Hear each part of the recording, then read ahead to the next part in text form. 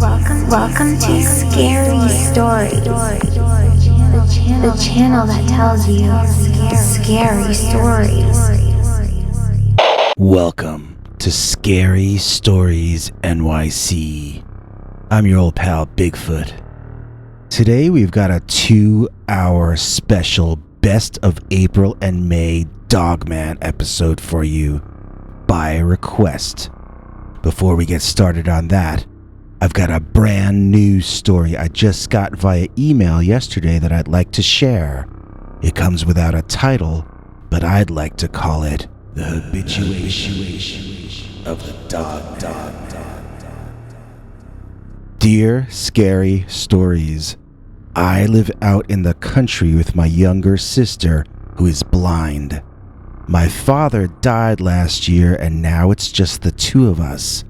I have to go into town to work, and my sister, let's call her Dora, is alone all day long by herself. The grounds have become a bit run down since I can't keep the place in shape the way my father used to. We have a lot of land, but a very small house. I began talking to real estate agencies about the possibility of selling off part of our property.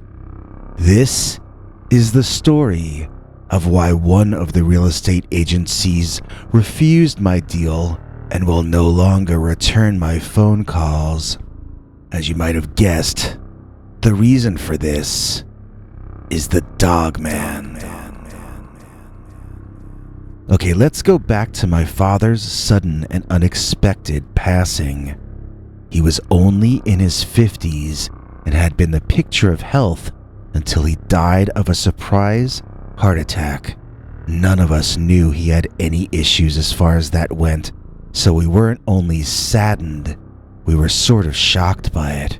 Both myself and Dora are over 21, so we are legally adults, but neither of us had ever worked for anyone but our father before, and now we were going to have to figure out how to fend for ourselves. Our father had left us the property, of course, but other than that, it doesn't seem that he actually owned anything, and his bank account had surprisingly little in it. Once I got a job in town, we knew we could survive, but it meant leaving my sister alone, as I had said, and soon that became a problem. Each night when I would come home from work, she would be hysterical, crying and terrified, insisting that an animal had been trying to break into the house and eat her. The idea of it seemed ridiculous to me, and I assured her that it was her imagination. I wanted to take her to a therapist, but I couldn't find any free mental health services close enough to take her to, and I couldn't afford the ones that were near us. Each day, it got worse. She would be completely inconsolable by the time I would get home at night, and nothing I said could convince her that she wasn't being stalked by a large, growling, predatory animal. I would be home with her on the weekends and she was fine, so I was certain there was no carnivore on our property scaring her. If there were, why would I not have seen it or heard it as well?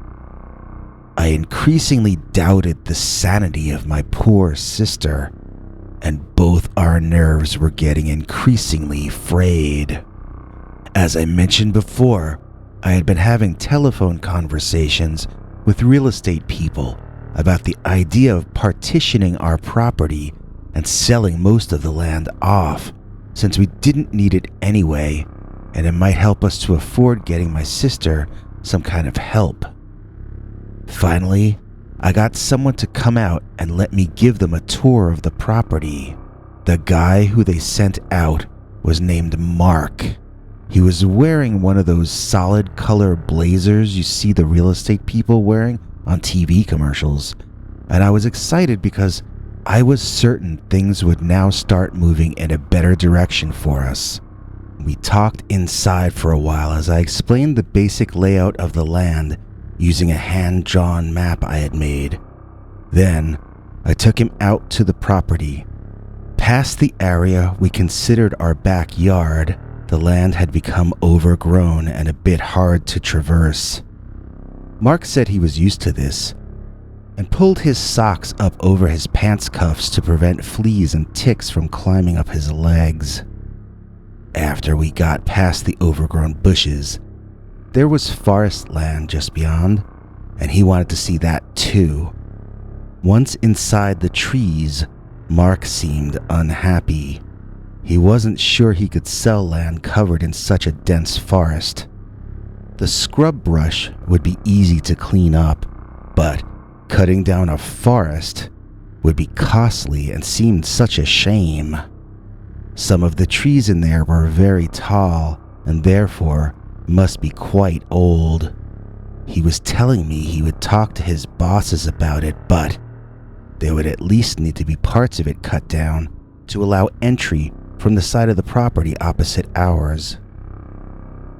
The scrubland was locked in between our house and the woods, so nobody would be able to access it without removing parts of the small forest. I was volunteering to help cut parts down myself to save him cost and time when we both heard the kind of sound you don't want to hear in a forest. It was the sound of a very large predator. I thought it was a bear. He thought it sounded like a big cat. Then we both realized it sounded like a dog. A big dog, possibly an insane or hurt one. Eyes as large as saucers, we began climbing over bushes and between the densely packed trees, retracing our steps in an attempt to get back to the house as quickly as we could manage. There was a sound like a crack of thunder behind us, and we looked back to see something entirely unexpected. It was a man. A hairy man, or maybe I should say, a furry one.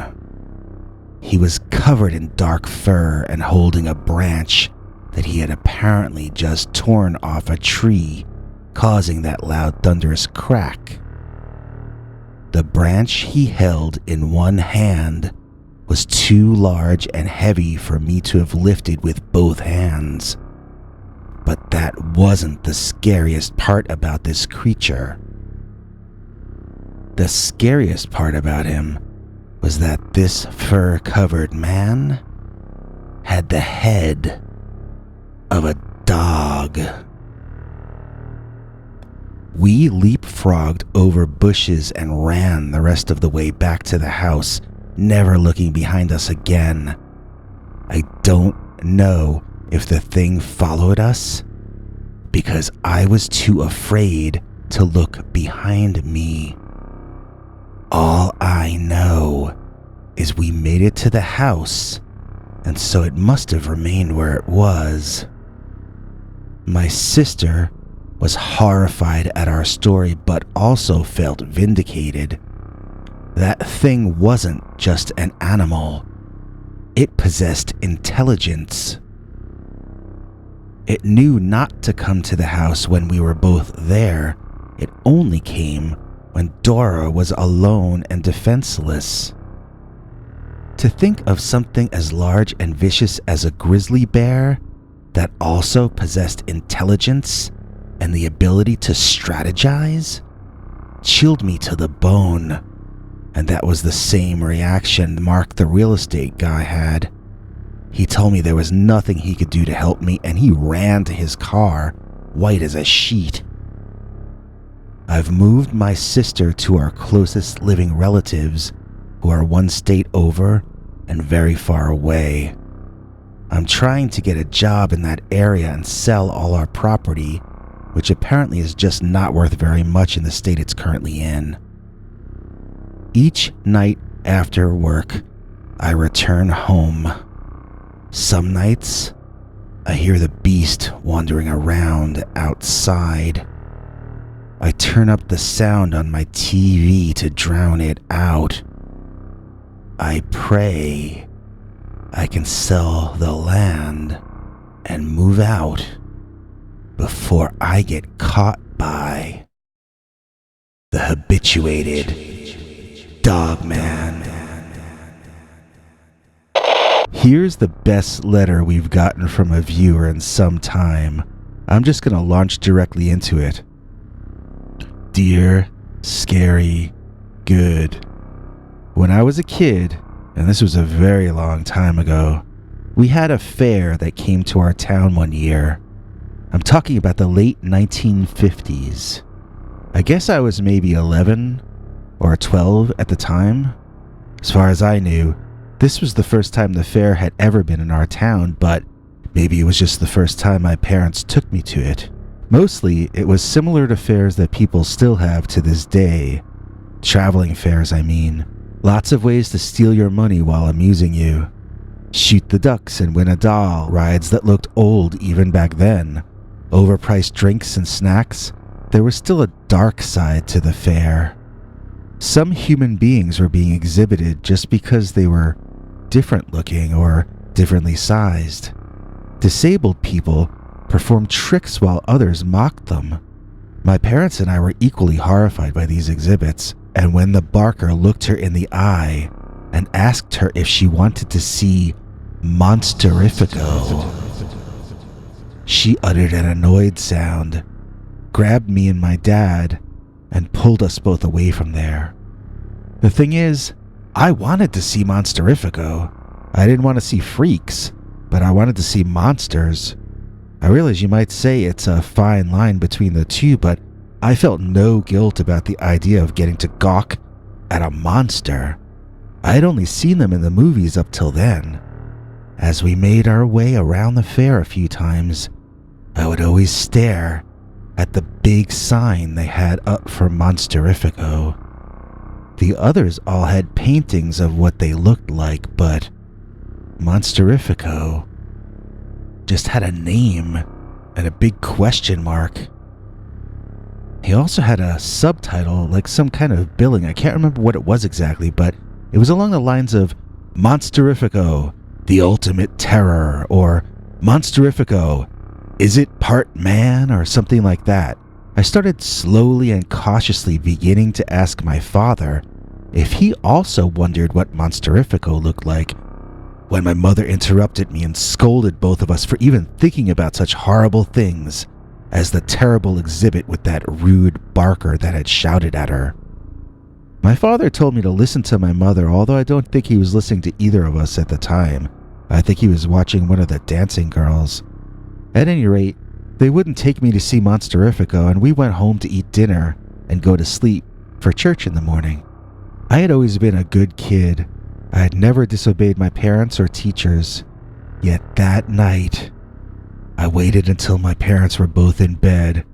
Then I quietly got dressed and snuck out my window. Running to the fair, I got there for the last show of Monsteriffico, which cost $0.25.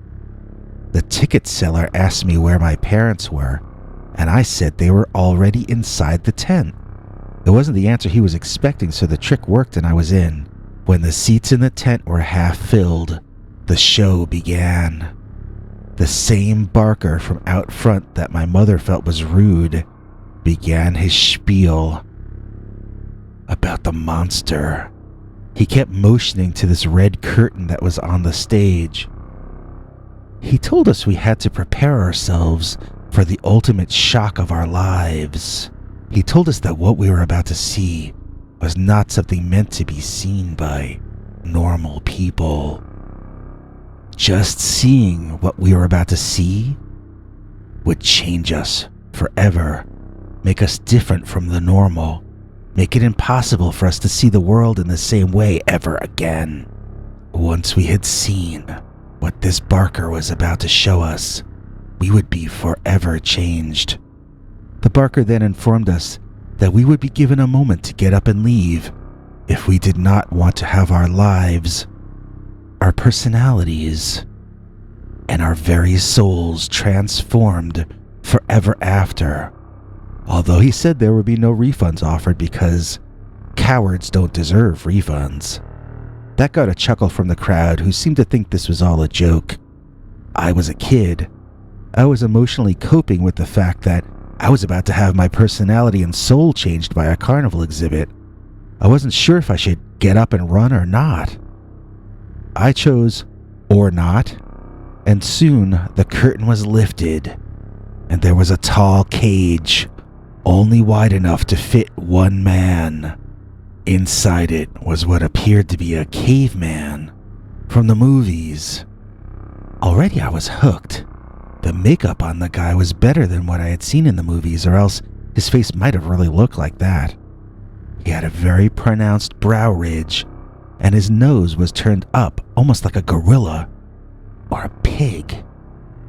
The forehead appeared very short, and it stood hunched over. The body was either covered in hair so dense as to almost be fur, or else he was wearing a skin-tight suit with fur sewn into it maybe. I couldn't see his private parts, they were covered by fur, so I wasn't sure if he might be wearing a costume, at least not from my seat toward the back. I quickly got up and moved to the second row, but I still couldn't tell exactly what I was looking at. The barker was telling a story, but I soon lost interest in it. He seemed to be making up stories about how this wild man was found in a jungle in Borneo or something. I figured it was more likely they found him in Bayonne, New Jersey. He looked very real, but my teacher at school had told me that carnival shows just make up stories to tell the audience.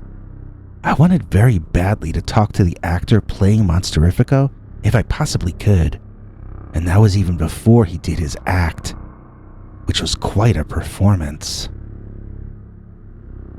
The barker was saying something about how this monster could become an even more hideous monster when it became enraged. He then proceeded to poke and hit the poor guy with his cane. The caveman protested and grunted and tried to grab the cane away from the barker, but as he kept failing, he became more frustrated and more frantic. Soon, he was screaming as though in great pain and seemed to fall to a clump in the back of his cage. Everyone stood up to see better what was happening, and I stood on my seat and peeked between two adults in front of me. He seemed to become surprisingly flat on the floor, sort of in the way that rats can do to squeeze into tiny spaces.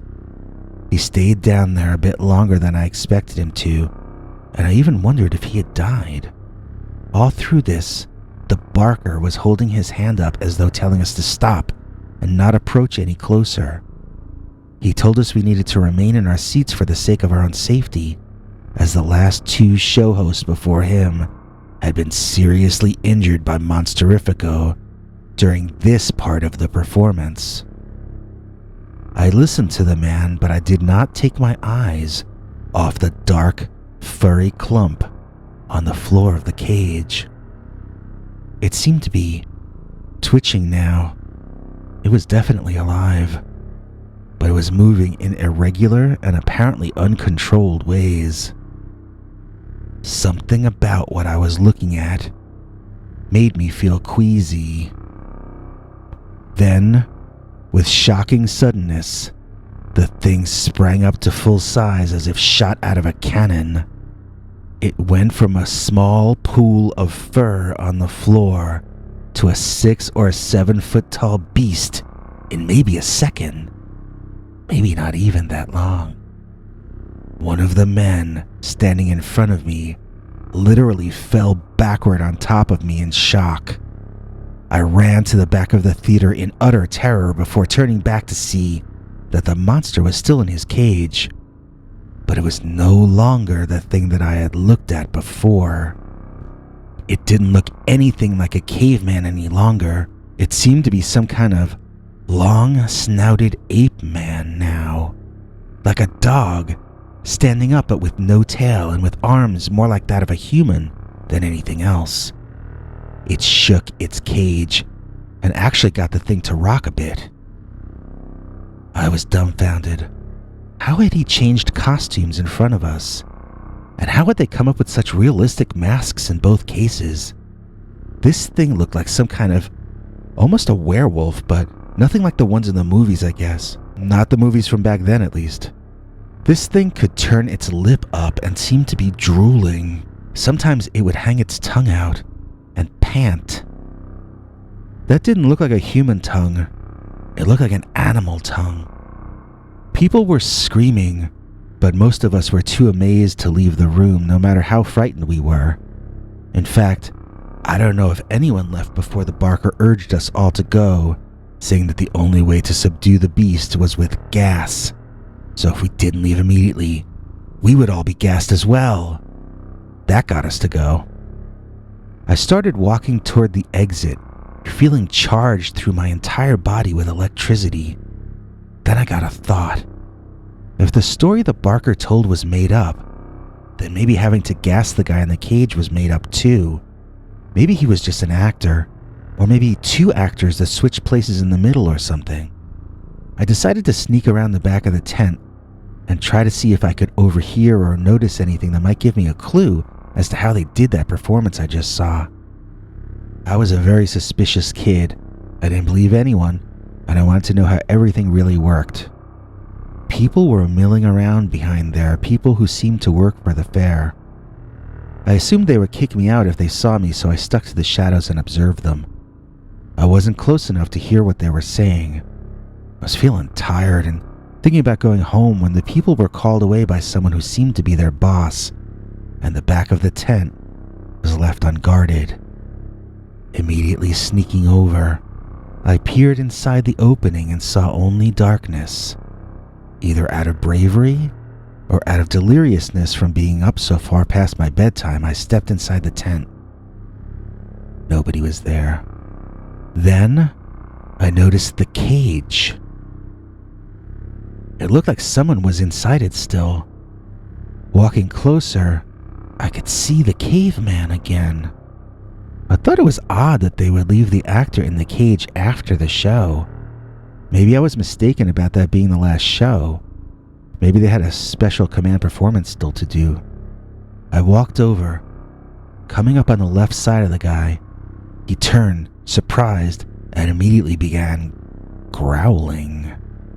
I actually laughed. I was so sure that this was an actor that I laughed at a 6-foot-tall caveman who seemed angry at me. I told him as much, trying to set him at ease. I told him I loved his show and I didn't want to bother him, but I just wanted to ask him how he did the trick. How had he done the transformation? It looked incredibly real. And the way he sprang up from the ground fully transformed into the werewolf monkey thing? That was so good, he should work in the movies. He kept staring. And he kept growling.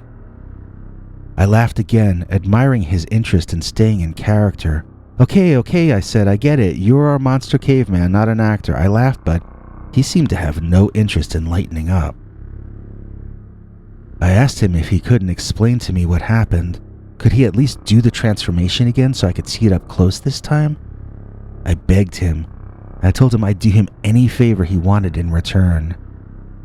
The caveman began wriggling around, but he wasn't screaming like he did on stage. I was excited. He was going to give me a private performance. Up close, I could see him moving his body and bones in odd ways, and I started to wonder if the trick was something like a Houdini trick, where he would sometimes literally pull his bones out of joint to make his escapes. Then, the guy sort of jiggled all over in a way that really shouldn't have been possible, and fell to the ground in a sickening, squishy plop. I felt nauseous.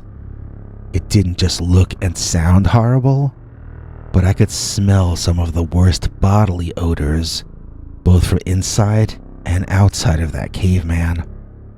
As I watched the squirming pile of fur on the floor of the cage in front of me, I wondered what the heck I was thinking and why I wasn't in bed. I was so frozen in fear at that moment that it seemed time froze into a standstill. I actually remember wondering if I were dreaming this. I wished I were in bed and this were a dream. A cold wind blew through the tent and I was back in the present moment. The caveman was back up off the floor in a shocking split second, and something grabbed my throat hard, squeezing it. Looking down, I saw the arm of the man had grown much longer, and he had reached through the bars of his cage. He was too far away to reach me just seconds earlier, but now his arm was long enough to strangle me. This was not the caveman, nor was this the dog-like monster I had seen earlier on stage.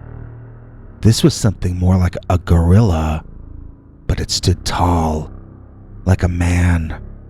It lifted me off the ground with one hand and I could not breathe. It began screaming at me unintelligibly, as though it were listing all the terrible things it was about to do to me. It shook me like a rag doll, and I saw my short life pass in front of my eyes. I cried, and I wanted to call for my mother, but I couldn't make any sounds. Soon, he would crush my neck, and I would be gone. What a stupid way to go. Curiosity killed this cat, but the monster was making so much noise, bellowing at me, that soon the tent was filled with men. I remember them getting the monster to let me go, and I remember throwing up all over their floor. I must have passed out because they threw a bucket of water on me to get me up. Then I got screamed at that I had 5 minutes to mop up my vomit off the floor or they'd put me in the monster's cage and leave me there. I was never so terrified in my life. Sure, the monster almost killed me, but the carnies were even more frightening to me as a kid. A caged animal can't be blamed for getting violent. But these guys were talking about killing me in cold blood. I had no idea how to mop, but I learned quickly, and I got that floor clean as fast as I could. Crying the entire time. I ran home and collapsed in my bed. In the morning, I got a real whooping when my mother saw my clothes all messed up. I never told her where I went, so she punished me twice as severely. I had disobeyed her, then I had lied about it and kept the truth from her. Long after my groundings and punishments were over, she took years to forgive me, seeing what I had done as a betrayal to her personally.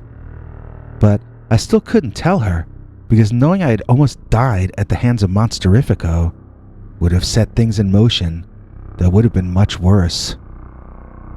So, pretty much until she died, my mother always looked at me with pain and hurt in her eyes. No matter what I did from then on, she never felt respected by me, ever again. And the weirdest thing is, I never heard about Monsteriffico ever again. I figured it would be back next year, but the fair never returned to our town. I don't recall if it had a name. This was a really long time ago. I've read all the monster books that came out between then and the 1990s, but I'm only discovering scary YouTube videos very recently. I'm still in fairly good health, but I have grown aware with the passing of most of my friends and my wife that my time on Earth is limited.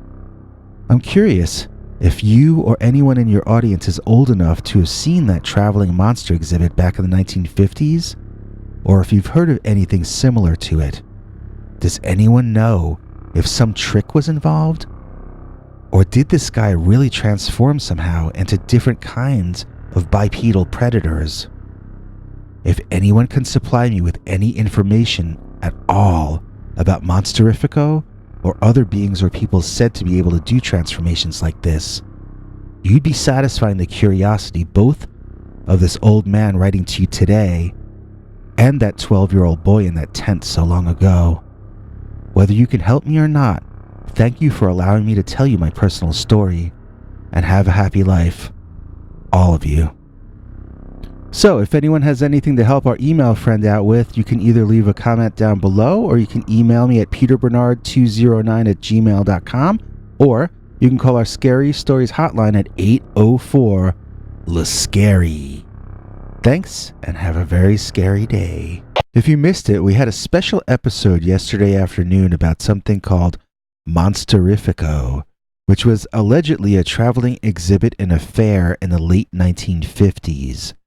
According to the witness who wrote us, the creature resembled a caveman covered in hair, but could dramatically alter its appearance to be something closer to what we might describe as either a Sasquatch or a Dogman.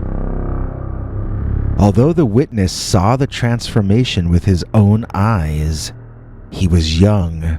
It was over half a century ago, and because he saw it in the context of a carnival performance, at least the first time, he wasn't sure that it was actually real. He couldn't figure the trick out though, which is why he wrote to us, asking if any of you could identify the creature for him. 2 of you wrote into me within a few hours of the video debuting. The first guy says I can use his name, but he only signed the letter as Hector, so that's the only name I can give you. Hector says, well, let me just read it to you because it's short. Hector says, quote, Monsteriffico is a monster that my great-grandfather and my grandfather used to both believe in. They told us stories about it being a real creature. They both felt it was a member of our community, but they were not sure who. The Monsteriffico is a shape-shifting brujo or wizard. He can appear as a bat, a wolf, a werewolf, a bear, a jackal, a Sasquatch, whatever it feels it needs to be in any situation. It can mix any of those animals together too. It's known to attack lone travelers at night and drinks all their blood. It cannot come into your home without being invited, so be careful and sure that you really know who your neighbors are before you invite them over. That's all I remember about the Monsteriffico. I don't know of any sightings in our time, only the time of my grandparents and earlier. The monster was said to live in Mexico, but come north to Texas to attack people and cattle for food. Thanks, Hector. That's really interesting. It sounds like pretty much exactly the same thing as in the previous story. Could the exhibit have been based on that legend? Or could it have even been a living example of that legend? We got a second and much longer email from a person who wishes to remain anonymous. I actually know this person, or at least I used to sort of know them. It's a long story. I was very surprised to get this email, to say the least. This person does not seem like the type to believe in monsters, but they told me that they saw Monsteriffico with their own eyes, and they saw it transform. I have a hard time believing in shape-shifting creatures myself, but I guess seeing it with my own eyes might change my mind. I honestly can't tell if this person is pulling my leg with this story or if they are sincere, but they say it took place when they stayed in Texas for a month when they were much younger, in their early adulthood. I wasn't really clear why they were in Texas, and I remember being told about this before, so I'm trying to remember. I think it was some school exchange program or volunteer program or something like that. At any rate, the person was in Texas, down by the Mexican border in a town called Laredo. I've never been to Texas, not even to Austin, so I have no idea if any of this is legit. This story took place in the early 1960s, which would have been a few years after yesterday's story about the Monsteriffico being exhibited. If this was the same creature as the first one, it must have escaped from that fair. If it was not the same one, then I wonder how many there were. If it was a form of life, then there must have been more than one of them, but if they were a kind of sorcerer, able to either change shape or convince people somehow that they had changed shape, then there might not be more than one or two of them. It's interesting to me to talk about this as I honestly don't even know what exactly I'm talking about. But when this person I can't name refers to the creature, they use Monsteriffico as though it were its name or title, and as though there were only one of them. I'm going to mostly stick to the original letter, but I'm going to paraphrase in a few places to maintain this person's privacy. Okay, here goes. Peter, I know all about Monsteriffico. I met him once, I'm sorry to say. It was a meeting I would rather have never made. I don't have anything bad to say about Texas, but I was not and am not suited to living there.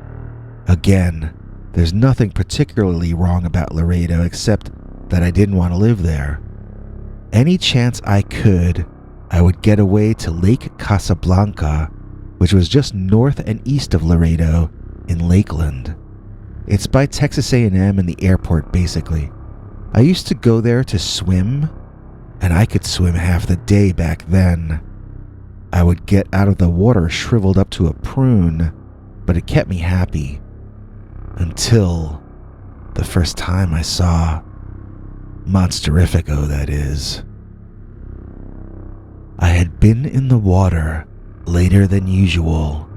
The sky was starting to get darker, and the rain was coming in soon. It wouldn't be safe to be in the water if lightning came with the rain, so I knew I'd better get out. I didn't, anyway. I just stayed there, watching as everyone else left me more and more alone. I had broken up with a guy I had briefly been seeing, and it made me feel simultaneously more lonely and more in need of alone time. So I told myself I had to go on shore and resume life on dry land as a human, but my body resisted this notion and just stayed out in the water. Then I saw it. It was a dog, or maybe a wolf or some kind of canine thing, but it was too large to be any of those. I don't know where it came from. I only noticed it being there, not approaching. I almost had a heart attack when I realized the thing was eyeing me. I hoped it couldn't swim, and I started swimming away from it, back towards the entrance of the park so I could go on land as far from that thing as possible. I had first assumed it was someone's dog on the loose, but it looked pretty angry and large, and I just wanted to get away from it. As I swam, though, the creature trotted in my direction. I swam faster, and he trotted faster. This wasn't working. I needed another plan. I looked on shore for where there were the most people, figuring safety in numbers and all that. There were only 3 or 4 people left on shore, and they were scattered on the far end furthest from me but closest to the exit. I was going to have to head in that general direction and hope they didn't leave before I got there. I became aware I was getting tired swimming and decided I'd better pace myself, checking over my shoulder to see each time that the dog thing was trotting along and keeping up.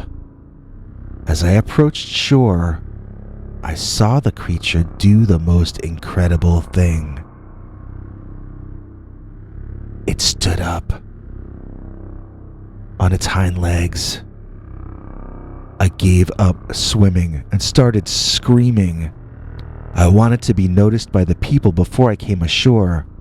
I wanted them to know I was in danger and hoped that their attention would scare the thing away. I saw people waving at me from the beach.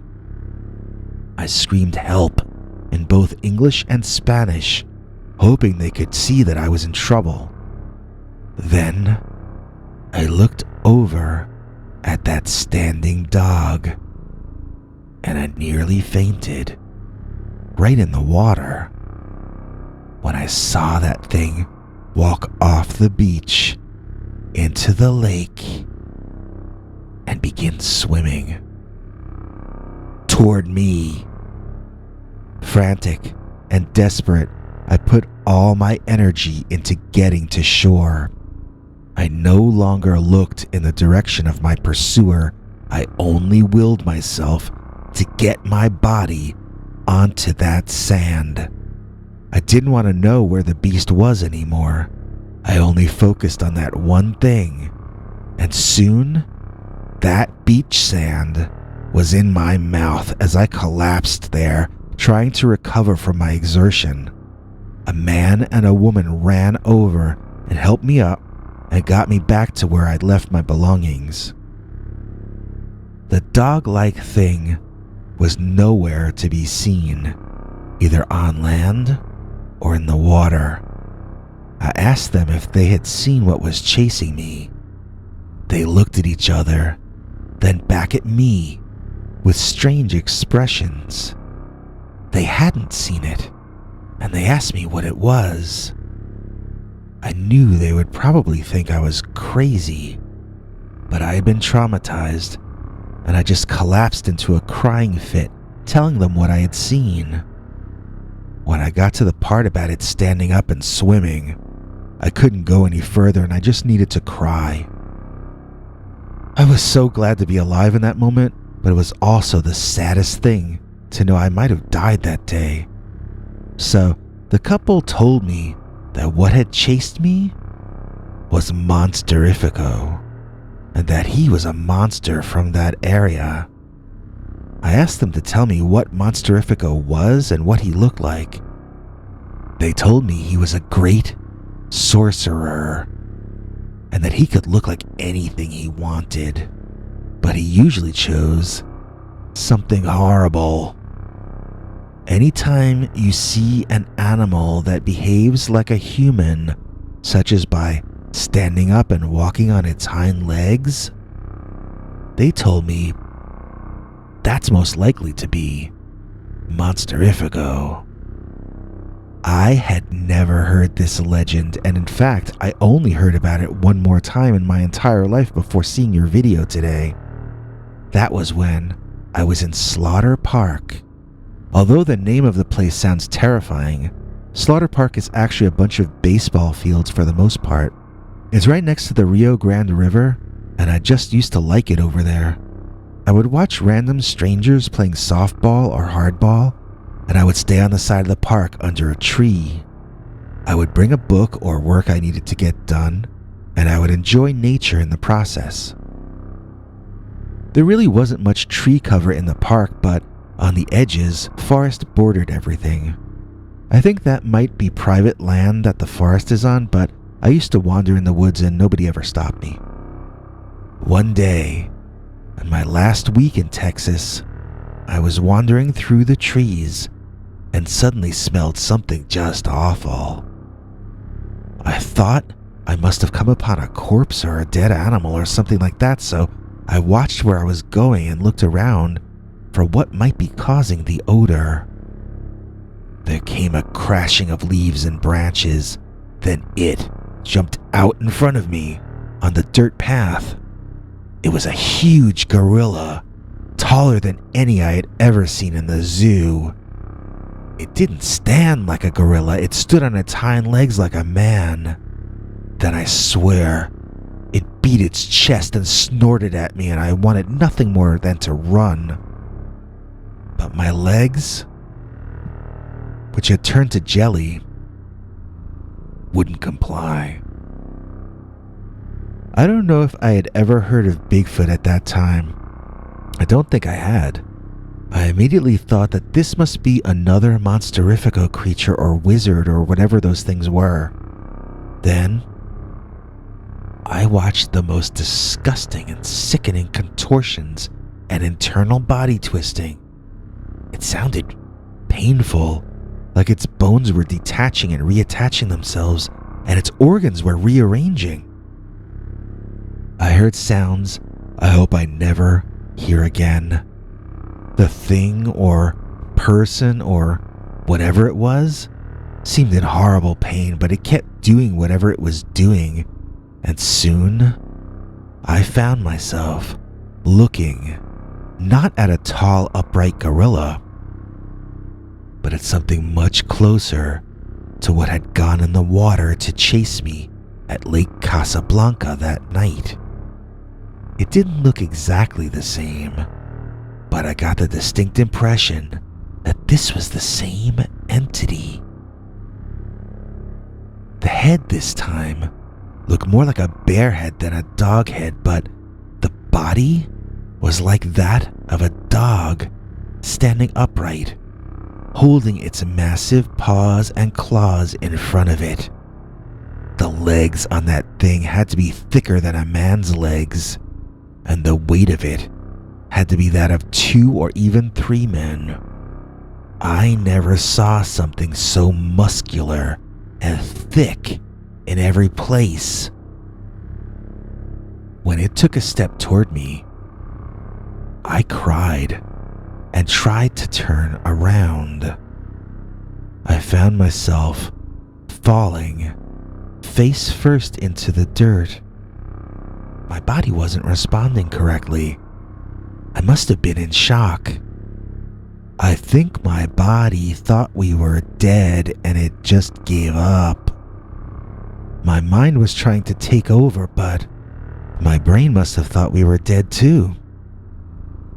I got up and started to crawl, hoping I could eventually get up and run. Something hit me hard from behind and I fell down again. This thing was pawing at me. It was playing with me. Something about that was offensive enough that I was able to get up and stagger away. I couldn't look behind me and I needed to hold on to trees, but I made it a few steps before the thing behind hit me and knocked me down again. This time, I was too tired and freaked out to do anything but turn over on my back and look up at this thing that was apparently planning on ending my life. But obviously, it didn't do that. Instead, I watched it transform one more time, helplessly, at its feet, unable to do anything else. This time, I watched as the creature darkened and shrunk into a conical shape, then rose back up and stood even taller than before. Its eyes were no longer natural. They shone red. It was so dark it seemed almost like a black hole, like it was absorbing the light. I'm not sure how much of that was my own fear making me see things, and how much of that might have been real. Its transformations were always from one form of life to another, but now I was starting to see something that didn't seem biological. It seemed almost, well, demonic for lack of a better word. I heard explosions and turned back face down. I heard more of them and didn't know what to do. Soon, 2 people were picking me up. They had seen the thing and fired on it, scaring it off. They stood me up and walked me to their car, then drove me to the hospital. I asked them what they had shot at, and they asked me back if I hadn't seen it myself. Of course I had, but I wanted them to describe it. They told me it was some kind of a diseased bear with a face like a monkey. They hadn't seen the light-swallowing demonic form, they had seen an animal. So maybe I had hallucinated that part entirely. Not that seeing a shadow figure is any harder to believe than seeing a monkey-headed dog or a bear with a dog head or whatever it was that I had been looking at. If Monsteriffico is not real, then what could I have seen and been chased by? Why did it seem to fixate on me? I would wonder if I manifested it myself, but the other people saw it too, even shot at it. It did seem to exist there, in space and time. But how could it have been real? Since that time, I have never, and I repeat, never, had anything close to a paranormal or strange experience. I never saw a monster. I never saw a ghost. I never saw a UFO. If Monsteriffico was some kind of paranormal or extra-dimensional being, he did not usher me into a life of weirdness. He just came, slummed around with me for a little while, then went on his monstrous way. I wonder if he really wanted to kill me, or if his goal was just to frighten me. If he was an animal, then I guess he was looking for dinner. But if he was paranormal, then possibly he was feeding off my fear. It might help explain why I was unable to run away, and it might help explain why I felt so powerless when it was looking at me. Most of the time when I think about it, I just convince myself that it was my imagination, that I was seeing normal things and misinterpreting them. I tell myself that the locals and their legends and superstitions just got the better of me. But none of that really makes sense. I wasn't the only one to see it. I had to go to the hospital after the final sighting. You don't usually have to be rescued and taken to the hospital if you imagine something. So, thanks for bringing up the horrible memory with your story, Peter. I hadn't even heard the name Monsteriffico in all the years since that happened, and I really was coming closer to accepting that it hadn't actually happened. Now I just don't know. So again, thanks a lot, Peter. And thanks a lot, Monsteriffico. A viewer with the screen name Sunshine was schooling me on Native American traditions regarding shapeshifters in the chat on one of my videos recently, and I learned a lot of things I hadn't known before. She told me that her grandparents had described the exact same thing to her, but they used a word in their language to describe it. They didn't call it Monsteriffico. From what she was saying, they can be shamans who invite the spirit to take them over, or they can be a spirit that takes over an animal. In either case, they can literally transform the physical body of whatever they are possessing, at least according to native tradition. And on the pop culture end of things, I got a request for 2 Monsteriffico t-shirts by the king of pop culture himself, Gary Summers. Here's the design. You can order one yourself if you want to be as cool as Gary. The link is in the description of this video. Since I just talked Monsteriffico up, I guess we should start with his story. It's the longer one of the two, and that one is called Monsteriffico, Shape-Shifting Dogman. Dear Scary Stories, I had an encounter with a creature that I think is the same as Monsteriffico that you were talking about in a couple stories recently. It took place a long time ago, but not as long as the stories you were telling. I'm not old enough and wasn't even alive back then. My story happened in the early 1980s when I was in college. I had been a really overprotected kid, and college was my first time being away from my parents. As Howard Stern used to say back then, I was raised like a veal. Rather than being excited at all the new freedoms I was experiencing, it all terrified me and made me wish I had attended a community college and stayed at home instead. I was pretty pathetic, I admit. Then, I made this new friend named Nelson. Nobody ever actually called him that, so I don't think he would mind me using his real name. Besides, I'm not even telling you which college or state this took place in, although it was down south. Far enough south that some of the trees were palm trees, and some of the rest of the trees had that weird Spanish moss stuff hanging from them. I was from New York, and I thought that stuff only grew on Gilligan's Island, not in the United States. Like I said, I was raised like a veal. I wasn't given any information I didn't absolutely need to know through my entire childhood. Until I fell in with Nelson, that is. Nelson was my first friend that actually liked to have fun. He got me to go out and do things. My first official date ever was arranged by Nelson. It was a double date. Of course, it was a disaster as I didn't know how to be normal, but the second double date he set up went a lot better. He was slowly turning me from a robot nerd into a human, and I owed him a lot. But then, all in one decision, he almost ruined everything permanently for both of us. He decided we should go camping, and he decided we should go where he knew there had been reports of a hairy hominid running around that wasn't supposed to exist. Now, I knew none of this. I wouldn't have gone if I had heard these stories. Nelson waited until we had set up camp, until we had a good fire going, after we ate, and when he was telling me scary stories to let me know what was actually going on.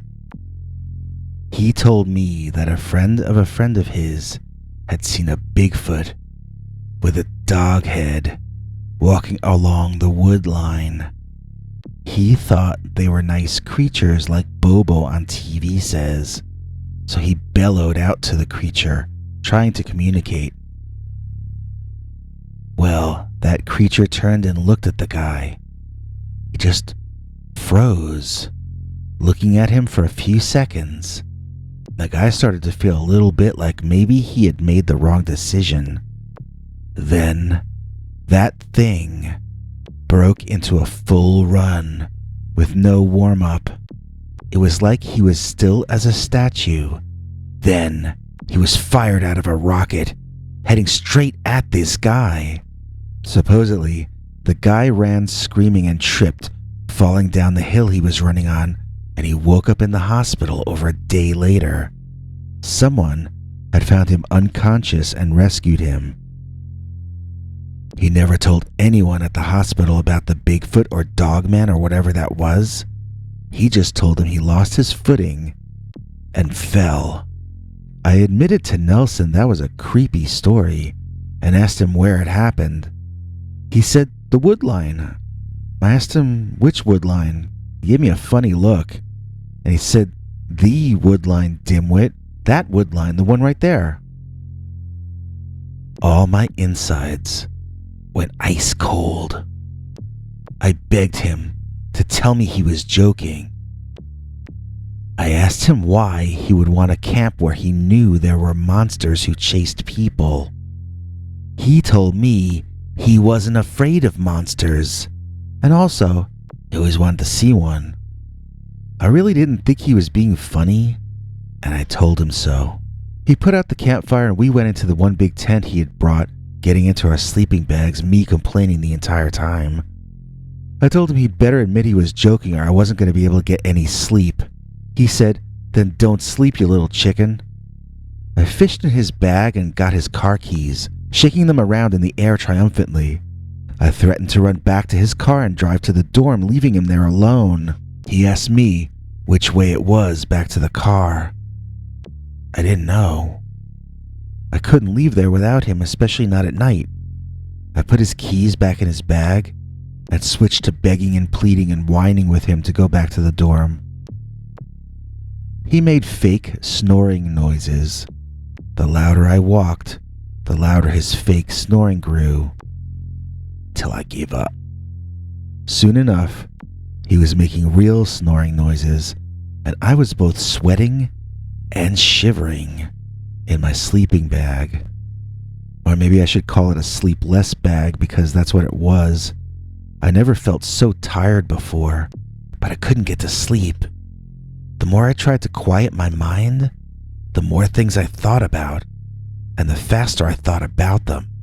Then it occurred to me, if I had to go to the bathroom, I was going to have to leave the tent and go outside. Outside in that darkness, where some kind of dog-headed ape man lived. Once that thought entered my mind, all I could think about was having to go to the bathroom. Of course, then that's exactly what I had to do.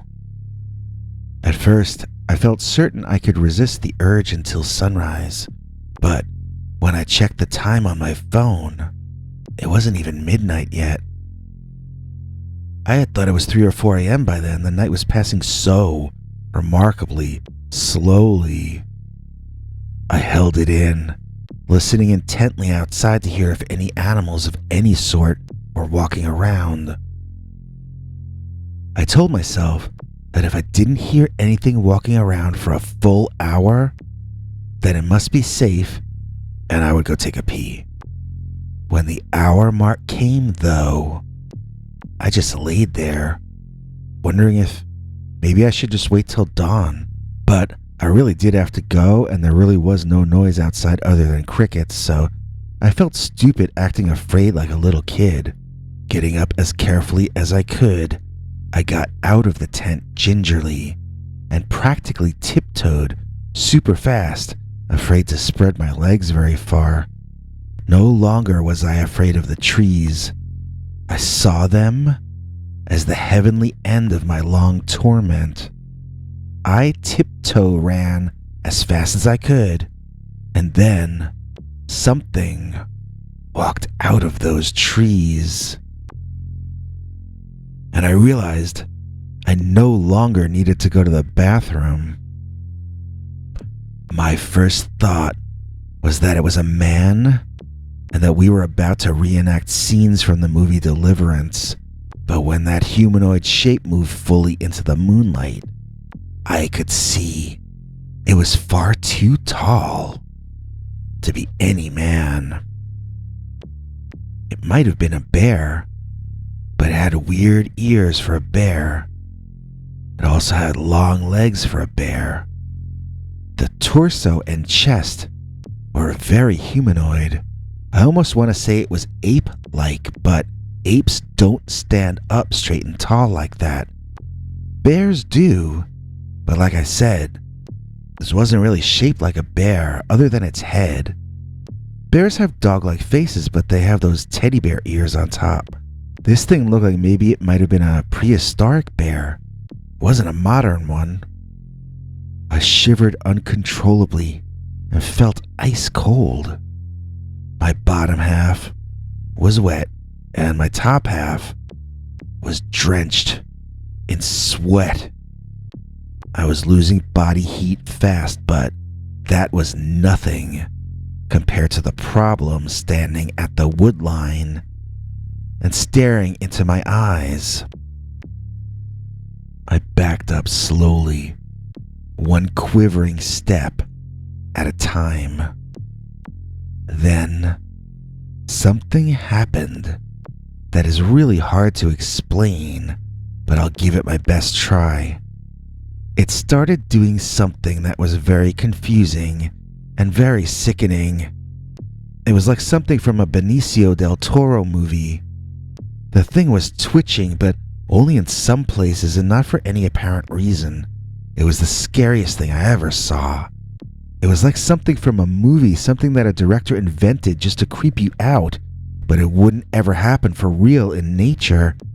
There was no reason for this thing to be flailing its left arm like that, or the way its tongue was hanging out the side of its mouth. I watched the creature's eyes roll up into the back of its head, and it kind of fell to the ground in stages. It reminded me of the end of Raiders of the Lost Ark, but I knew it wasn't dying. I knew it was doing whatever this was to itself somehow.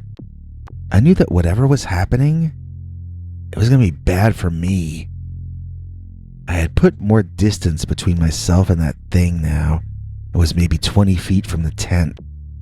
I never took my eyes off that area, but I couldn't see much as it was down now inside the tall grass. I made it all the way back to the tent. Then, curious, I waited and watched, wondering if I would see any more. Maybe I was wrong. Maybe it really was dead. Maybe it had snuck away in the grass. Maybe I had just imagined it. Maybe it was a friend of Nelson's just playing a trick on me. I was about to go in the tent and wake Nelson when I saw something rising up where the monster had fallen.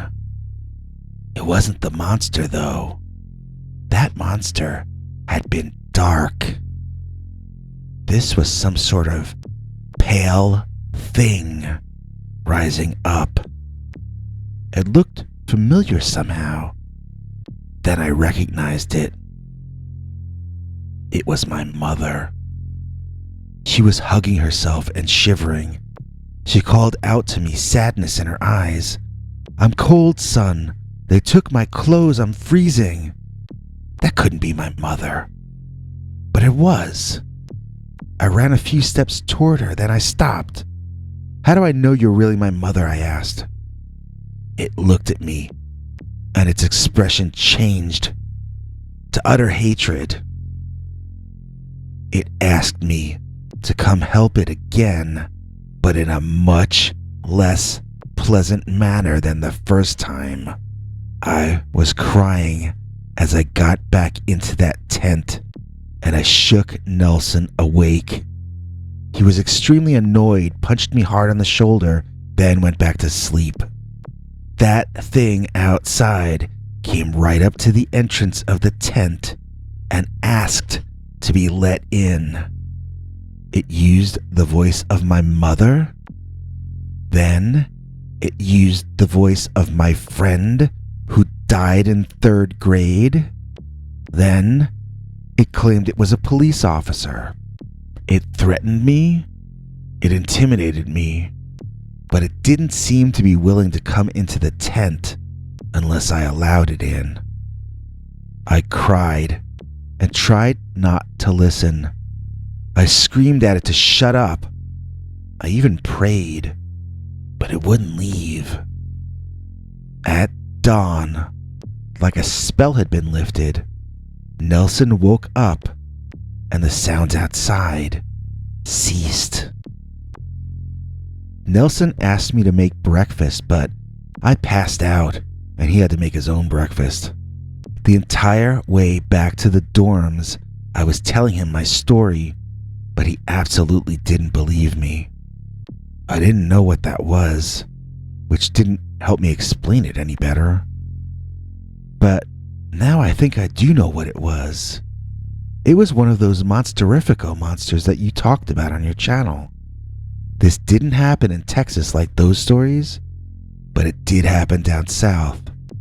I'm pretty convinced that what I saw was Monsteriffico. And if so, there's one thing for certain. There's nothing terrifico about Monsteriffico. Get your Bigfoot for President t-shirts, mugs, buttons. Get them now. cafepress.com/Bigfoot for President. Did I see a dogman? Dear Scary Stories. My wife and I had a very surreal experience recently while driving on a rural highway in the Pacific Northwest. It's Bigfoot country up there, at least according to legend. Maybe that plays into this, as maybe in the back of our minds, we were half expecting to see a monster. But the monster we saw was definitely not a Bigfoot.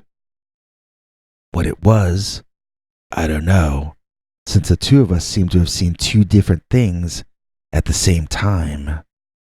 Now, my wife and I used to be very close before Facebook. Now she's like a zombie staring at pretty colors most of the time. It's like caring for an Alzheimer's patient, but she's perfectly healthy and not yet 40 years old. Sometimes she walks into walls, sometimes she almost walks into traffic, and she frequently bumps into other people as though she had severe brain deficiencies. But her severe brain deficiency cost her over $1,000, and she's going to buy a new one soon because the virtual friends she has on Facebook just got a new one. I miss her sometimes. I tell her that too, but it annoys her because she was in the middle of writing an angry response in an internet argument when I thoughtlessly interfered by actually being a human being in her presence, which is just so 20th century. So, I was driving myself and the corpse of what used to be my wife to work one morning, and my mind just kind of snapped. I was looking at the nature off in the distance, and I didn't want to go to work any longer. I wanted to go drive in nature and feel alive for a few minutes. I asked the coma victim next to me if she minded if I drove off a cliff instead of going to work, and she angrily snorted 3.5 words or so that didn't make any sense together and buried her face deeper in some online melodrama. Great, I responded. I'm glad you're in the mood for it too. So off we went. Or off I went. My wife never goes anyplace. She might miss the latest photo of what the relative she hates had for breakfast. I drove until we were both late for work, and she never even noticed. It really had become like living alone, living with her. I regarded her sitting there, shriveled up and dead, the person who once meant everything to me. Was she even a person anymore?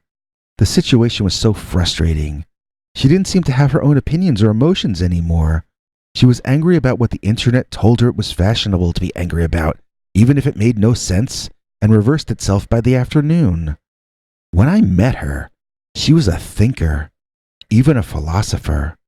Now, she would only read philosophy if it was in an Instagram post with a nice poem and a photo of a kitten. I was about to tell her I wanted to end our farce of a marriage when something ran out on the road in front of the car. I screamed and swerved. My wife told me to shut up, then started cursing at my bad driving. She still hadn't even looked up. The car spun out, and I furiously struggled to get it under control again. While we spun, both my wife and I saw that thing that had run out in front of us as it ran away. What I saw was a dog. The largest, darkest dog I had ever seen. It was running away and into the woods, but it was not only running on its hind legs, it was carrying something under its arm, its right arm. My wife was screaming something, I don't know what. I got the car to stop, and we were both all right, although my wife was still shouting and being abusive to me and asking me if I was trying to get both of us killed. I asked her if she saw it, and she kept saying terrible things to me because I had torn her from her pretty colors on her shiny light box. I asked her again, and again, and again, until finally her eyes unfocused a bit and she admitted she had seen it. What? What did you see? I asked. It was, that man, she said. What man? You saw a man? I asked. She grew belligerent. It must have been a man. He was wearing dark clothes, he was carrying something under his arm, and he ran across the road, and then you tried to get all three of us killed. What did he have under his arm? I asked her. She couldn't remember.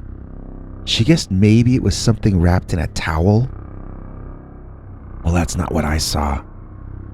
I'm not sure I should even tell you what I saw under the thing's arm. What I saw was something covered in black fur, and what it was carrying was something wrapped in cloth, all right. But it was clothing that it was wrapped in. So, did I see a dogman? Or if not, what exactly did I see? Are there dogs that can run on their hind legs? Are there bears that run with their prey tucked under their arm? Do any of you know what we might have encountered that morning in broad daylight in the Pacific Northwest? Do you have a scary story you want us to read on the show? Just call our voicemail hotline, 804-LIST-SCARY. That's 804-537-2279. And now for something completely scary. Dogtown Dogman, as told to and read by Peter Bernard. Dogtown, Massachusetts, located in the middle of the woods, has a history of strangeness that led up to its becoming a ghost town, and possibly an even weirder history since. It was first settled in 1693 because it was hidden away in the forest and inland where pirates never noticed it. In the late 1700s, at its peak, around 100 families hid out in Dogtown. There are several stories as to how it got its name. One is that there were lots of stray dogs in the area roaming free. A different story has it that it was named after the wolves who lived in that forest. Another was that after everybody else had left the town, the few witches who remained there hired dogs to guard them. In some versions of the story, the dogs that the witches employed were werewolves. According to a late folklorist named Roger Cahill, the Agawam Indians claimed that their ancestors who came from the Dogtown area were in fact canine-headed humans. He also claimed that a local form of the wolfbane plant which grows in the area would change any person's head into that of a dog. The town was abandoned before the 20th century when Roger Babson, the founder of Babson College, decided to employ local out-of-work stonecutters to carve weird messages like "Be clean," "Keep out of debt," and "Help Mother" on large boulders all over the site, making a visit to the location even more surreal. I read a quote from Babson online saying that doing the work brought him great pleasure, but that his own family felt he was defacing the stones and embarrassing all of them. I have to admit, the Babson boulders, as they are now called, were the main reason I wanted to visit the area and why I decided to camp out in Dogtown, which is now a park. There are stories of large wolves and supposed werewolves in the area, and I did know that before my trip. For instance, on March 17, 1984, someone reported seeing a huge wolf in the area. 4 days later, the carcass of a deer was found, killed but not eaten. That same night, other people reported seeing a monstrously large gray animal run into the woods. Rumors swirled that Dogtown had its own immense, murderous werewolf. I could see no stories online of any werewolf activity in the area since then, so I figured that was all hogwash. My trip happened in 2008, long after the sightings of the large gray predator. I just wanted to see the remains of the cellars of the old Dogtown buildings, read as many of the Babson boulders as I could with my own eyes, and generally enjoy the place as much as I could for one day and one night, then boogie on out of there. I figured it would be like any of the dozens of other times I had gone camping. I was very wrong about that. First of all, the place is extremely disorienting. I remember finding a boulder that read, quote, "If work stops, values decay," unquote, and scratching my head contemplating that one for a while. Then I wandered in what I thought was a straight line for about 10 or 15 minutes, and somehow I found myself right back at the work stop value decay boulder. What? How had that happened? Since then, I've read David Paulides' books, and he mentions boulder fields as being a common place for his mysterious disappearances to happen. I think if I had known that at the time, I might not have chosen to camp so close to those giant weird things. I might have been going a little bonkers from the high strangeness vibe that the area emits, but I felt like the Babson boulders each exuded their own personality. Some of them indeed seemed to feel as though they had been defaced. Others felt that the mottos mirrored their own sentiments and they bore them proudly. I guess this was all caused by my imagination, the heat, and the surreal location.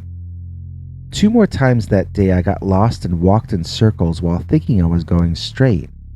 I found that I needed to concentrate far more than usual just to travel from one location to the other. The entire day felt different. It might be the Oz effect that some researchers into the paranormal and UFOs talk about. The feeling like somehow you're not in Kansas anymore. Or Massachusetts in my case. So I set up camp and got ready to settle in for the night, not really satisfied with my trip and still unnerved by how many times I'd gotten turned around in that one day. I was trying to remember the last time something like that had happened to me, and to be honest, it had never happened that bad. I wondered if I were okay. Was I dehydrated? Was my mind okay? My original plan had been to travel to a different location to camp the second night, but now my plan was to head home first thing in the morning and spend the day resting. If I didn't feel normal by Monday, I was already wondering what kind of doctor I should be going to see. So I was a bit stressed out as I fell asleep in my tent that night. I woke up to the sound of something, sort of growling or snarling outside my tent. It sounded like a dog, but an agitated one. I then heard it howl, and I could tell it was a large one as well, and it was right outside my tent. In those days, I never used to bring a firearm with me when I went camping. That night is the reason I now do. I was never so frightened in my life. I tried to be as still as I could because now I could hear the huge dog sniffing my tent. I never sweat so much in my life before or since. I was convinced I was going to get ripped up by that thing. I was shaking all over and completely on edge. The big dog barked. I screamed. He scared me too much. I couldn't deal anymore. He kept barking, and I kept screaming. And then the thing tore my entire tent apart in a savage flurry of claws and teeth. He just ripped the top away, and he was looking at me, and I could get a clear look at him, from his knees to his head, because this was not a dog. This was a hairy man with the head of a dog. A wolf-like dog. Its arms were sort of halfway between wolf arms and human arms. Its legs appeared to be sort of the same. But it was a bipedal creature like a human, even though it looked mostly like a wolf, if that makes any sense. If it had the head of a dog, I got inspired with the idea that it might have the brain of a dog as well. I grabbed my water bottle and wham, I smacked that huge upright dog on the nose hard with it. He yelped and took a few steps back, whimpering. I stood up quickly. "Bad dog!" I shouted, making myself as big as I could and sounding as deep as I could make my voice sound. Still, as big as I tried to be, I had to tilt my neck way back to look up at this monster. I took a quick step forward while making some kind of angry caveman sound. The dog retreated to the wood line, then turned around and watched me intently. He still hadn't made up his mind about me, apparently. I got my stuff packed in record time while trying to look casual about the whole thing, and I beat it back to my car. The thing watched me pack and leave but did not follow. Since then, I've researched all I could about that place, and although giant wolves are a common thing for people to see over there, I think I might possibly be the first to ever report an upright walking canid in Dogtown. So, if you're visiting Dogtown Common, don't just watch your step around the ancient basement dugouts from the old colonial houses. Also watch your step at night around the Dogman. Today we've got a Dogman story that was sent to me by someone wishing to remain anonymous. He told me where this took place but doesn't want me to share that information for reasons which should become obvious once we get into it. He also wanted me to change the nature of the vehicle he was driving, as he doesn't want to be identifiable. Aspects of this story would be easier to explain if I could show you a Google Map overhead view or a street view of where he says this happened. But I guess I'll just have to make sure my descriptions are detailed enough for you to understand. I'm going to tell it as the witness, paraphrasing and rephrasing the version he gave me, and redacting or changing the parts he's sensitive about. I call my version of the story, I almost ran over Dogman. I was driving my truck back home to our family business, and my ride stretched on pretty late into the night. There's one part of the drive where I go down this unlit 2-lane highway for about 20 minutes, and there are 3 turnoffs in a row that look nearly identical to each other. I think they do have street signs, but I can't make them out at night, so I have to count the blocks to make sure I get off in the right place. This was the latest I had ever driven on that road, but I had 3 vehicles behind me almost the entire way. None of them seemed to want to pass me, and I was already going 5 miles over the speed limit, so I just kept driving. Honestly, it was the most traffic I had ever seen going that way. It's usually not even that busy in the middle of a weekday. I felt like they were driving too close, not just to me, but to each other as well. I thought about pulling off the road and letting them pass, but the first of the 3 turnoffs was coming up and I had to begin counting. I hoped they would turn off there. They didn't, and we all kept driving down the dark road together. I was beginning to get a little creeped out by them, but when I looked in my rear view, they each seemed unrelated to each other. It's just random. Traffic is as random as the weather. Nothing sinister about traffic. Still, when we got to the second turnoff, I prayed they would exit my life. They still didn't, and I contented myself with the fact that soon I would be making a left, and hopefully they would keep driving straight. So, we finally got to the turnoff, which is to another 2-lane unlit road. All 4 corners are wooded, and there's a caution sign there, but no stop signs anywhere that I remember. You've really got to be looking for the turnoff to even see it. I've sped past and had to go back on more than one occasion. So, I slowed down and began making my left, which is not an easy thing to do on a corner that narrow with a vehicle as large as this truck. As I was about 2/3 of the way through making my left turn, from my blind side on the right, some guy runs out in front of my headlights. He was running from my right to my left, and he was just a foot or 2 away from me slamming right into him. I had to hit the brakes and try to turn, but if he kept on the path he was going, there wasn't going to be anything I could do to avoid hitting him. I screamed in horror and hit the horn as hard as I could. I looked up at the guy, but it wasn't a guy. It wasn't a woman either. It wasn't a human being at all. It was taller than a man, taller than a basketball player, and as muscular as a football player. It had a dog-like head and really intense eyes. I don't know if they were glowing in a literal sense, but they sure glowed in my headlights. It was covered in fur and had teeth. That's about all I remember. And it ran upright like a man. I don't mean it walked like a bear, I mean it ran. And it didn't have bear ears. They weren't rounded. They were more like German Shepherd ears. It was colored more uniformly than a dog would normally be, and in that sense, it was similar to a black bear. The fur was very much like that of a black bear, but the face and body were not. It just slightly altered its trajectory and managed to avoid getting slammed into my front end, disappearing to my left as the vehicle behind me smashed hard into my car's rear bumper. I heard more bad noises behind me and knew there was going to be more to this story once I got out and looked. Except, I didn't get out and look. I was too scared.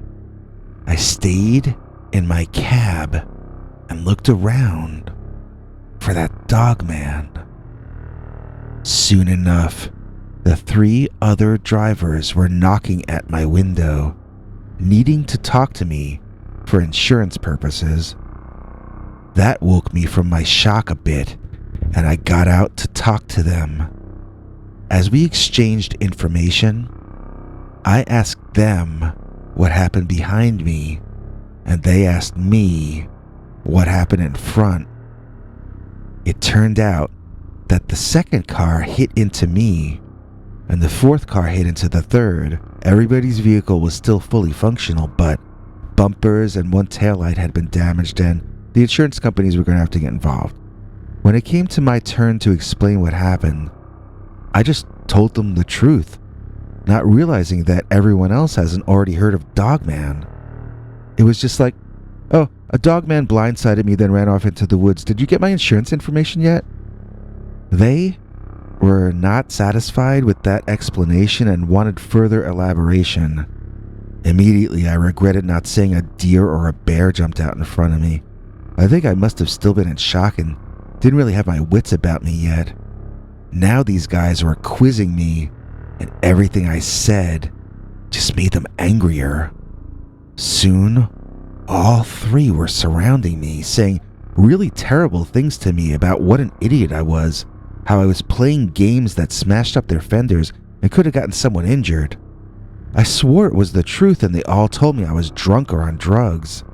That was definitely not the case, but I had no way to prove it to them. One of them said if I didn't report I saw a deer or something like that, he was going to come to my home and punch me in the nose. So I agreed on the spot. I would say it was a deer. I mean, the animal never touched my truck, so it didn't really matter if it was a Bigfoot or a bunny rabbit. I agreed never to mention the word Dogman in relation to this accident ever again, but they were still angry at me, and the situation was only getting uglier. Those guys were so caught up in their anger and feeling like they had some right to all gang up on me out there that they forgot that we were in the middle of a forest in the dark of night. I mean, sure, we were at the intersection of two highways, but those roads were in a wood at least a mile in each direction from any other human constructions. We weren't in their living rooms where people can afford to throw temper tantrums and stop watching their surroundings. But that's okay, because when you forget about the jungle taps you on the shoulder and reminds you that it's there. And in this case, what happened was that there suddenly came a very low growling. It wasn't loud, but it was loud enough that one of them noticed it right after I did. Then the second one noticed it. Then all three fell silent and we listened together. It didn't sound like the kind of growl a bear makes, and it didn't sound like the kind of a growl a big cat makes. It sounded like what I had told him I saw. It sounded like a very, very, very large dog. And then, as if to erase any further doubt, there came a howling. It was close enough that it hurt our ears. Fully re-educated as to their place on the food chain, the gentlemen finished their business as quickly as they could and sped off even faster than I did. Although I was now behind the other three vehicles, I stared into my rear view mirror until we got to a lighted part of the highway. I felt certain that thing was following us, somewhere back in the darkness. I thought I saw it a few times, but it could very well have been my imagination. I was never so glad to get home in my life, and I hugged my dog until we both fell asleep. So, I reported that I had swerved to avoid hitting a deer, and things worked out as well as you might hope for with the insurance and all that. But it almost didn't, because I almost ran over Dogman. Friday the 13th, good luck Dogman, as told to and read by Peter Bernard. This is a story that happened to me when I was with my first wife camping in the Pennsylvania woods back in the early 1980s. We had followed a country road that seemed extremely secluded to us and camped in a clearing just past a patch of woods that took about a minute or two to walk through. We were really hoping to see no other humans for a few days, so we could decompress and relax before returning to our jobs and civilization in a few days. We were not to be so lucky. An open-top Jeep pulled up with a bunch of howling good old boys on it, and they slowed down, excited to find our trailer. It didn't take long for them to locate our camp and invite themselves over. They were technically being polite, but we could see the weapons they carried on them, and we saw the smirks on their faces.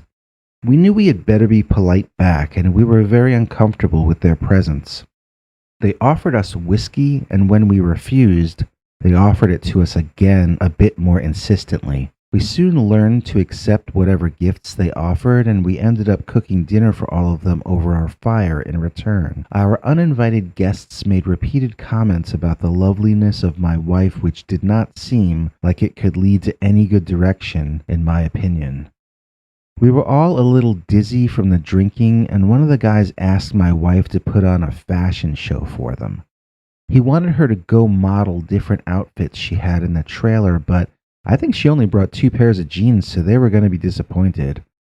I was trying to figure out how to nix this idea without getting any of them hostile, when a second guy said he also wanted to see a fashion show. Then a third suggested my wife change outfits right in front of them. I had to stop this, and I stood up nervously, trying to look like I wasn't frightened. I was about to speak when the guy furthest away from the fire trotted over to us quietly and told us all, "Shh." He motioned toward the woods and whispered, "Yo, there's one of those things again over there." Whatever that meant. It alarmed the rest of his group, and they entirely forgot about my wife and everything they'd been talking about. Their attention was now focused entirely on the patch of woods that their buddy had referred to. Honestly, that's where my attention was as well, because I wasn't understanding what was happening. And then I saw it. We all saw it. Just for a few seconds, but we saw it. There was a dog, and it ran from behind one patch of trees to another patch. But it ran on its hind legs. That was all those big, bruising, drunken, well-armed, brutish guys needed to see, and they were out of there, heading back to their Jeep and speeding off while never speaking another word to us or each other. My wife and I were too scared to do anything. We sat there by the fire, unsure if it was safe to move. We could hear branches breaking in the forest between us and our trailer, and I was pretty certain that meant the Dogman was over inspecting our stuff. We heard strange sounds like metal scratching, and I expected to find the sides of our trailer all scratched up, if and when we got out of this situation. We literally sat there all night, and as the first rays of light came over the trees, we headed straight back to the trailer to see how bad the damage was. We were surprised to find no damage at all. I opened the hood to make sure the rowdy guys hadn't done anything to our brakes or whatever, but everything looked fine. So I never figured out what that sound of metal scratching was. Maybe it had nothing to do with the Dogman, but in the dark your imagination can make everything seem a lot scarier. You can laugh at us for sitting frozen to a spot till dawn because we saw a dog for a few seconds, but first of all, this was a walking dog, which is just terrifying in and of itself. And second of all, the reactions of those big tough guys to that creature told me all I needed to know about it. That was nobody's pet pooch Rover. That was a dangerous predator, and staying by the fire until we could be certain it was gone seemed like the safest bet for us. And so that's the story of how Dogman actually saved us from those bullies, and in so doing, became our Friday the 13th good luck charm. Thanks for the help, Dogman. Now let's never ever meet again, thank you. Don't walk alone down Dogman Lane. There's an old lady living in the next town over from the house I live in that nobody in the neighborhood will talk to. They won't make eye contact, and when they see her coming down the block or walking into the supermarket, they scatter and give her as much space as she needs. Nobody ever bothers her, but it's clear they all fear her for some reason. When visiting this town, I couldn't help but notice everyone's overreaction. So I asked my grandmother what the story behind all this was. When we got back to her house with the groceries and had some privacy, she told me this story to explain everyone's reaction that I had witnessed. Many years ago, when that old lady everyone shunned was younger, but no longer considered young in the culture of that time, she moved to the town after having inherited some money from a rich relative. Turned out she was looking for a place to grow old alone. She'd been called an old maid enough that she had begun to accept it as a definition of who she actually was. She bought the house because it was at the edge of the small town, close enough to civilization that she could walk to get all her needs, and close enough to the forest that she could age in solitude and quiet. She hadn't counted on the friendliness of the neighborhood ladies. 3 of the local moms put together a welcome to the neighborhood greeting, bringing over food and items they knew she would find useful, since the former tenant of the house had been their close friend, and they knew about all the eccentricities of that old place. Rather than being grateful for all of this, the newcomer began to wonder how much of her day these ladies were going to expect to take up, and how many days a week they would expect her to want to be with them. She began to wonder if maybe she should have just moved all the way out and become a hermit in the truest sense. While the ladies were hanging out and sharing their pies and quiches with each other, a story came on the local radio news about a man who reported a werewolf. The location was close enough that all the women stopped talking and gathered around the radio. On the broadcast, they were handling the news as though it were the funniest and wackiest thing they had ever heard of. They played scary music. The reporter and the announcer made bad jokes about whether Dogman's bark was worse than his bite and that sort of trash, but the ladies weren't laughing at all. They knew the neighbor who had reported the story, and they immediately got out and walked, the entire group of them, past the location where it reportedly happened, over to their neighbor's home. This was a long time ago, and people didn't have as many entertainment options as they do now.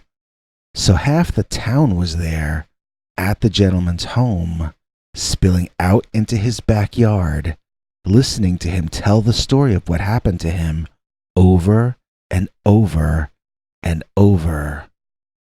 When new people would arrive, he would be begged to tell it again from the beginning. The story went something like this. This neighbor, let's call him Jed because it's the first name that popped into my head. Old Jed said he was walking home from his brother's farm, trying to get back before the sun so he could do his chores at dawn and not make his wife angry. He heard a growling in the woods that at first he took to be a big cat. He was surprised when out of the bushes strode this really big dog. It was muscular like a pit bull, but it was as tall as a large Great Dane and as sleek and tall-eared as a Doberman.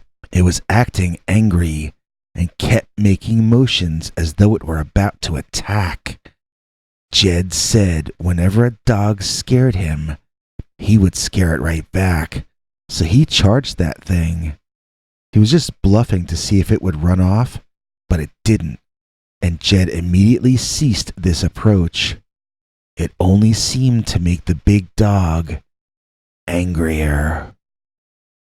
Then Jed said that big old dog stood up like a bear and made all sorts of noise to scare him off. Jed got this crazy idea in his head that if the thing wanted to scare him so badly that it would stand up like that, maybe it was more scared of him than he was of it. So he just acted bored and casually turned to walk away. Trying to remain calm on his exterior, Jed strained to listen behind him to hear if he was being followed or if the thing would be satisfied with his retreat. Turning your back on a predator is never advisable, but Jed was playing a hunch. After a while, he heard the sound of shuffling feet and risked a glance behind him. Sure enough, that big dog was following him, walking like a human on his hind legs. The dog would growl when it saw him looking behind him, but would cease when he looked back in front. Jed decided to speed up just a little bit to see what would happen. He didn't need to wait long before he could hear the beast keeping pace behind him. No doubt if he ran, he'd be caught in a second. Not knowing what to do, Jed kept up the same pace, trying desperately to think of some way out of this slow-speed chase. Then, purely by luck, the pastor from the church happened by, walking his wife's dog. As soon as he appeared, the dogman bid a hasty retreat back into the forest and was gone. The ladies listened to the story 3 times, each version varying slightly, and each one getting a more frightened response from the assembled neighbors. Soon it was dark, and all the ladies realized their families had not yet had their dinners.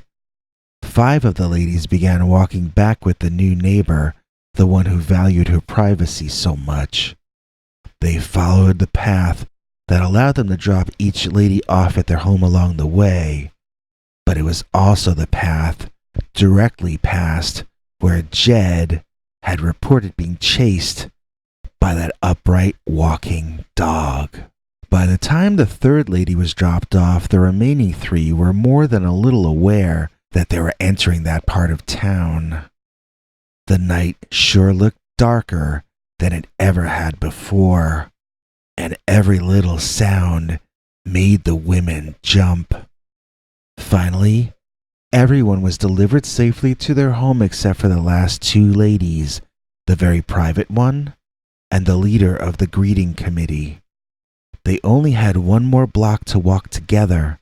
Then the hermit would need to turn left, and the greeter would need to turn right. Each would then need to go down 3 dark lanes cut out of and surrounded by the forest. So the hermit surprised the more friendly lady by offering to walk her home. The greeter jumped at the offer but felt guilty about it. It didn't seem fair she should get to enjoy the greater safety, yet not be able to repay the kindness. She offered to let her new neighbor sleep over with her family so she could be safe from the werewolf, then walk home during daylight hours. The hermit was hearing none of it, explaining that A, she didn't believe in werewolves, and B, she wasn't afraid of the dark. Walking her neighbor home was the least she could do, considering all the effort she had gone through to welcome her to the town. Having agreed upon the decision, the 2 women walked into the darkness together. But only one came out. The hermit lady. She denied any of this when asked the next day by police, by the press, and by her neighbors. That hermit lady insisted she and her neighbor had parted ways and walked the last 3 blocks alone to their respective homes. Not having any ability to prove anything else had happened, she was never arrested or charged with any crime. But the werewolf killings continued through that winter, and some say they never really stopped. Some say that now they just get covered up. Everyone knows who the werewolf is, but nobody's gonna say anything. There's more to this story than just that, but I'll have to tell you about it later. You see, it's time for Grandma to go to the supermarket. She's letting me come along because she knows I love to watch all the people in town run away from her in fear. I'd like to take a moment to say that if you have a scary story you'd like to tell us here, you can write Peter at peterbernard.com, or you can call our new Scary Stories hotline number and leave it to us in the form of a voicemail message. It's easy to remember. 804-LESCARY. That's 804-LESCARY, or 804-537-2279. Dogman Dynamite. As told to and read by Peter Bernard. When I was a teenager, I worked for a few months at one of the last independently owned coal mines in the United States. This was back in the 1960s, just before the monopolies took over and bought everything in the name of free trade while effectively eliminating it forever. I was working with my uncle, deep in the mine, down a number of levels, and for some reason, we were blowing a wall up.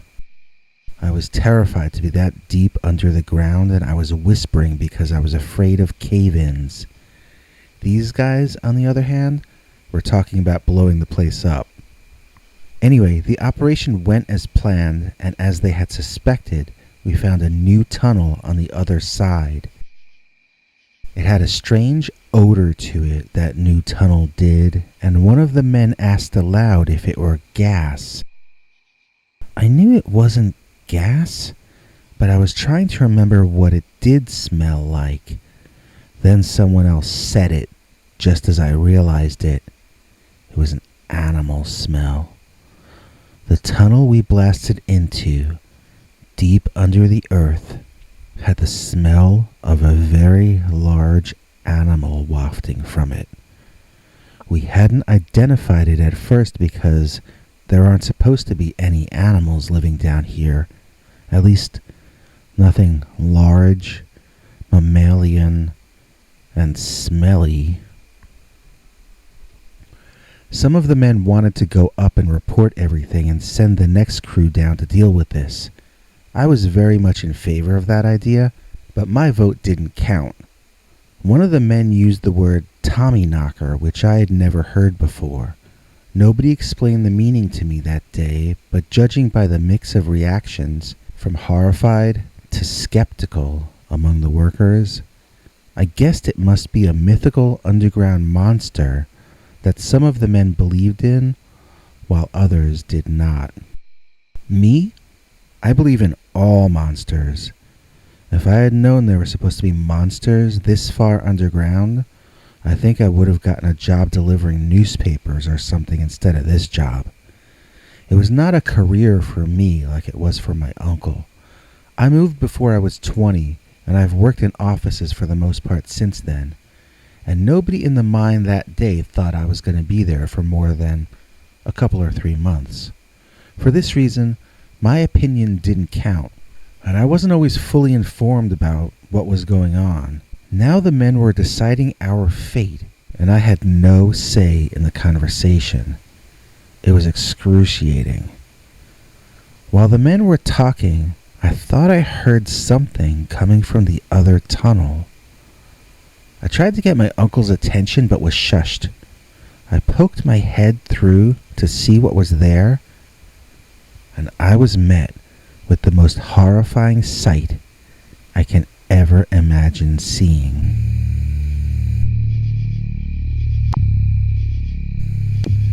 It was a demonic-looking thing with smoke or steam literally coming from its nostrils.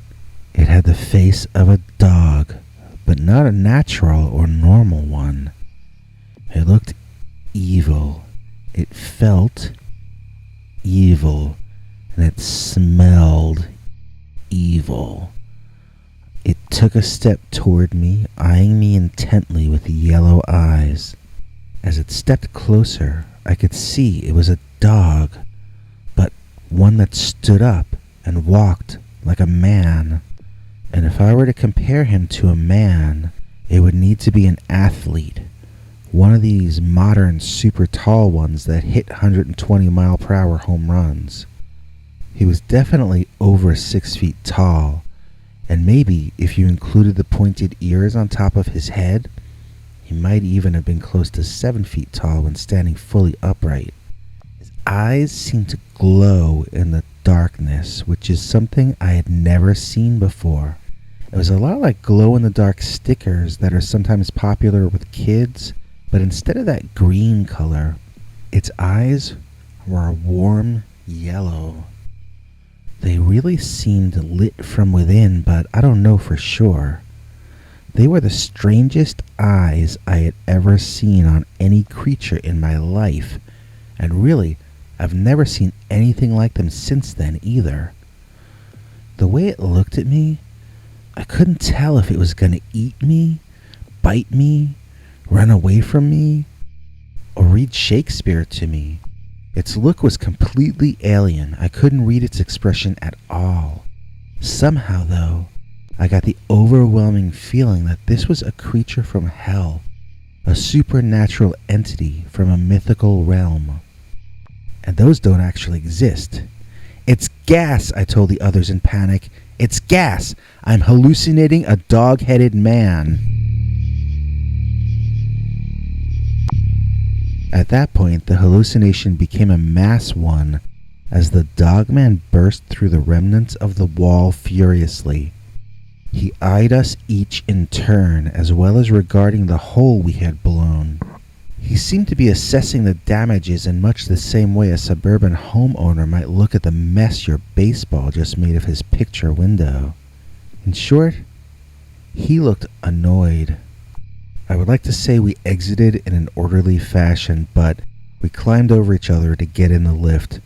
My uncle pushed me to the front, saying his brother would kill him if I got eaten by a Tommyknocker. I was crammed so tight in that metal box that I could hardly breathe. My face was pushed into the metal grating, and the marks of it remained on my forehead and cheek for the rest of the day. But what I saw with my eyes as we rose up out of that hole was burned into my memory for the rest of my life. The dogman moved so fast that he could anticipate each of their actions and block it, even while making offensive maneuvers against some of the other men. I got out of there alive, and I was never the same person again myself. I don't know if Tommyknockers and dogmen are the same thing, or if Tommyknocker is just a name for any monster seen underground or in caves. I just know that on that particular day, a monster attacked the group of men I was working with. They called it a Tommyknocker, but to me it looked like a canine, and a particularly savage and aggressive one at that. Unlike many canines, this one did not seem to be hunting in a pack. How could a creature live that far under the earth? What would it feed on? A predator that far below the surface would imply that there was also prey down in that environment, and therefore vegetation for the prey to survive on. I've never heard of any evidence surfacing, if you'll excuse the pun, that would indicate the existence of any other life form down that far. So, if it doesn't live and hunt down there, could the animal have been hibernating and awakened by our dynamite blast? Could it possibly travel for hours each day into the earth to live in privacy, then venture for hours daily back up to the surface to hunt for food? Talk about a long commute. The story of coming across the Dogman in the mine is so unbelievable that even I don't want to accept it, and I lived through it. If my uncle hadn't been lost in the attack, I still wouldn't believe it actually happened. Even though it doesn't make sense, even though it seems impossible, even though I can't comprehend how it could have happened, I know for a fact that it did happen. And for that reason, nothing in the world has really ever made sense to me ever since. And now, get ready for an all-new, completely uncensored, slightly bloody, and absolutely terrifying new Dogman story. Oh wait, YouTube won't allow me to tell you stories like that on this channel. If you want to hear that, you're going to have to go to peterbernard.com and sign up for our paid subscribers club. You can choose any price you can afford for a 1-month subscription, and then every weekend we tell you a story YouTube would never allow us to tell you on this channel. See you this Sunday for an all-new, very scary, completely uncensored Dogman story. If you enjoyed this, please click like or consider subscribing. Remember to click the bell icon or you won't get notifications. If you want to listen to Bigfoot's secret uncensored story each Sunday, just go to peterbernard.com and become a paid subscriber. See you tomorrow. Same dog time, same dog channel.